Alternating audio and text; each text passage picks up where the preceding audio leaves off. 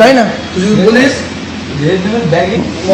হ্যাঁ, মনে দেখবো মারবো, বুঝতে পারবে না।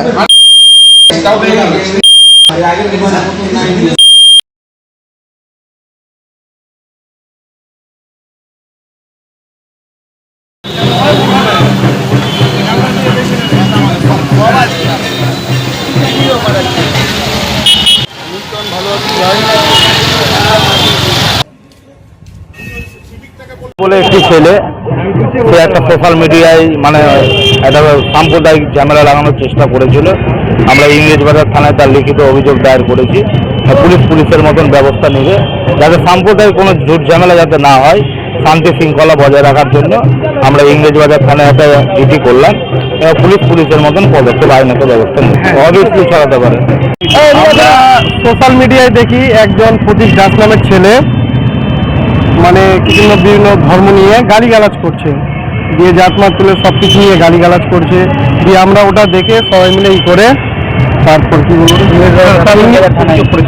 অভিযোগ দিয়ে ইংলিশ বাজার থানায় আমরা গিয়ে বলেছি, দিয়ে কমিশনার কাছে দাবি করে আইনত ব্যবস্থা নিয়ে ওরা সব কিছু করে ওকে এখন নিয়ে এসছে। তো এগুলো নিয়ে তো স্বাভাবিক ব্যাপার, একটা আপনার দাঙ্গা লাগার তো একটা হয়ে যেতে পারে, অশান্তি একটা ছড়াছড়ি করতে পারে। এটা নিয়ে আমরা সব কিছু সবাই মিলে এসে এখানে আইনত ব্যবস্থা নেওয়া হয়। আপনার নাম? আমার নাম শাহিন মোহাম্মদ। অবশ্যই এটা আমাদের গণতান্ত্রিক দেশ। এই দেশে কেউ যদি কোনো ধর্মের বিরুদ্ধে বা কোনো সেক্টের বিরুদ্ধে এরকম বিদ্বেষমূলক কথা ছড়ায়, যার ফলে কোনো গন্ডগোল ল অ্যান্ড অর্ডারের এফেক্ট করে, তাহলে তার শাস্তি হওয়া একান্ত প্রয়োজন, তার বিরুদ্ধে কেস হওয়া একান্ত প্রয়োজন। কিন্তু একটা বিষয় রাখতে হবে, এটা যেন সব সম্প্রদায়ের ক্ষেত্রেই একই ব্যবহার হয়। পুলিশ একজনকে কোলে নিয়ে আর আরেকজনের পিছনে জিপ নিয়ে তাড়া করবে, সেটা কিন্তু যাতে না হয়। যে কোনো অ্যাক্টিভিটিসে police according to law action নেবে, এটাই কাম্য।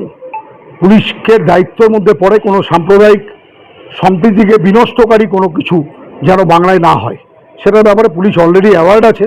এই ধরনের যে কোনো ঘটনার প্রতিবাদে পুলিশ অ্যাক্টিভ থাকবে।